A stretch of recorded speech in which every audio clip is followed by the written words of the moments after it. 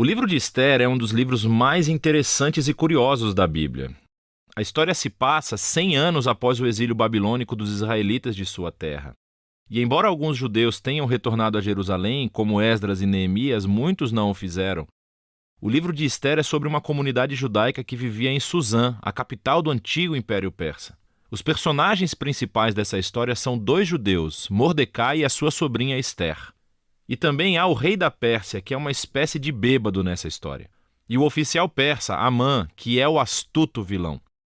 Agora, esse é um livro curioso na Bíblia, principalmente pelo fato de que o nome de Deus não é mencionado nenhuma vez, o que pode parecer estranho.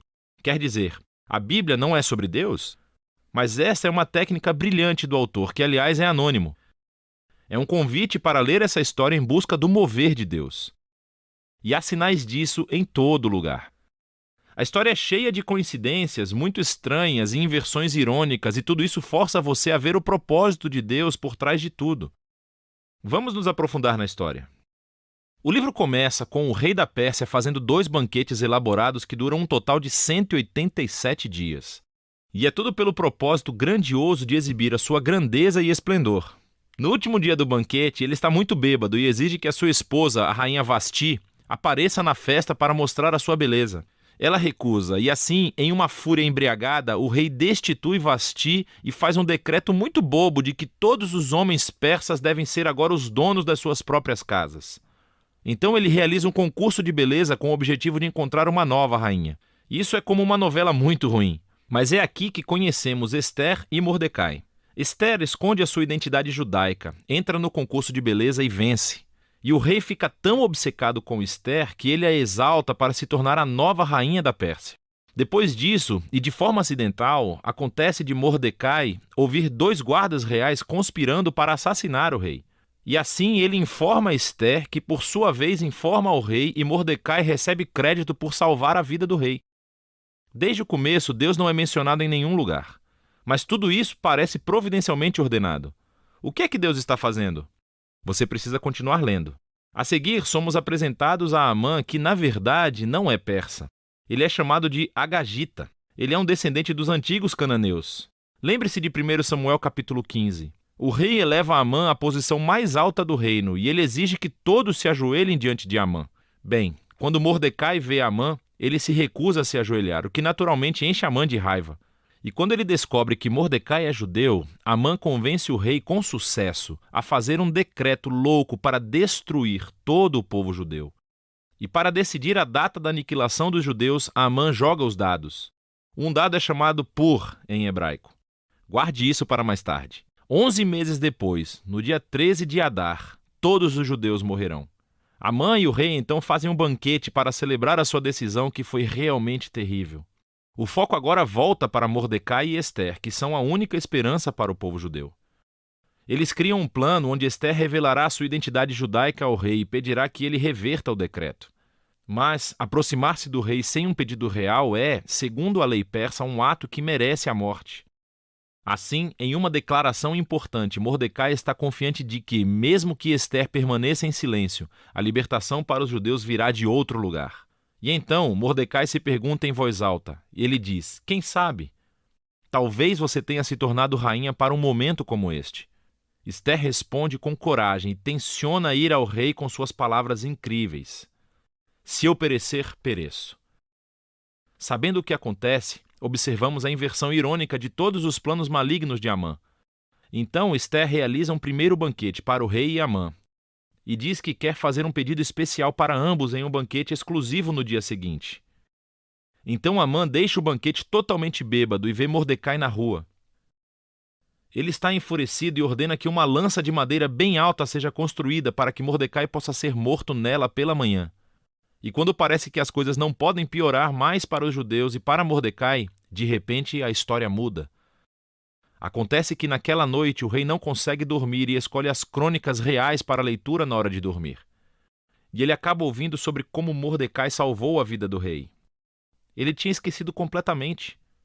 Então, pela manhã, Amã aparece para pedir a execução de Mordecai. E o rei, nesse momento, ordena que Amã honre Mordecai publicamente por salvar a sua vida.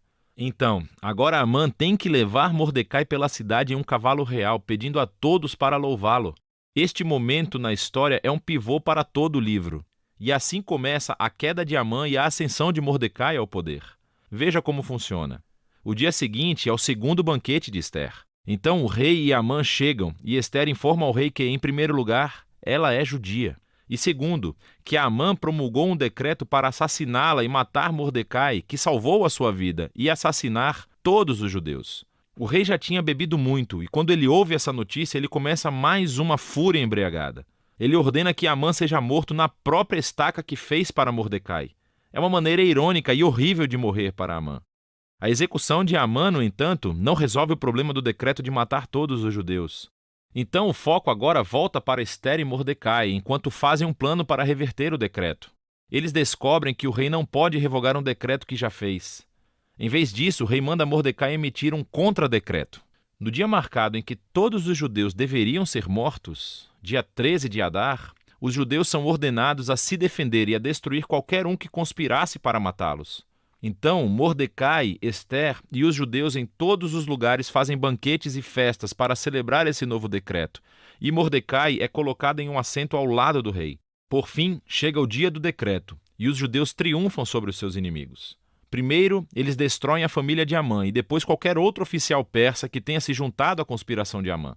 E, no dia seguinte, eles têm permissão para destruir qualquer um que conspirasse contra eles em todo o reino. Isso resulta em alegria e celebração quando os judeus são resgatados da aniquilação. A história conta como Ester e Mordecai estabeleceram por decreto essa festa anual de 2 dias em Purim para comemorar sua libertação da destruição. E o nome da festa vem dos dados de Amã. Lembre-se, Purim. O livro conclui com um breve epílogo sobre como Mordecai é elevado à posição de segundo em comando no reino. E somos informados de sua grandeza real e esplendor à medida que os judeus prosperam no exílio. Agora afaste-se. Observe como toda essa história foi criada. A história estava cheia de momentos de inversão irônica, mas agora podemos ver toda ela estruturada como uma inversão irônica, até nos detalhes. Assim, o esplendor, banquete e decretos do rei são refletidos no esplendor, banquetes e decretos de Mordecai no final. Ester e Mordecai primeiro salvam o rei e agora salvam todos os judeus. Depois, você tem a elevação de Amã, seguido dos seus éditos e banquetes, que são invertidos pela elevação de Mordecai, seguido pelo seu édito e banquete. E no meio da estrutura da história, você tem as cenas de planejamento de Ester e Mordecai. E depois temos os 2 banquetes de Ester que emolduram o maior momento da inversão em toda a história, a humilhação de Amã e a exaltação de Mordecai. Outra característica fascinante desse livro é a ambiguidade moral dos personagens. Há muita bebida, raiva, sexo e assassinato dos quais Mordecai e Ester fazem parte. Fora a violação de muitos mandamentos da Torá, como casar com gentios e comer alimentos impuros. E a história não coloca Mordecai e Ester como exemplo moral, como se endossasse todo o seu comportamento. Mas eles são apresentados como modelos de uma vida de confiança e esperança, quando as coisas começam a dar errado. E assim, o livro de Ester volta à questão com a qual começamos: por que Deus não é mencionado? A mensagem desse livro parece ser que, quando parece que Deus está ausente, quando o seu povo está no exílio, quando é infiel à Torá, será que isso significa que Deus está cansado de Israel? Será que Deus abandonou as suas promessas? E o livro de Ester nos diz que não. Ele nos convida a ver que Deus pode e trabalha no meio da confusão e ambiguidade moral da história humana. E ele usa a fidelidade de pessoas moralmente comprometidas para realizar os seus propósitos. E assim, o livro de Ester nos pede para estarmos dispostos a confiar na providência de Deus, mesmo quando não podemos vê-lo trabalhando. E esperar que, não importa quão ruim as coisas fiquem, Deus está comprometido em redimir o seu mundo. E é disso que se trata o livro de Ester.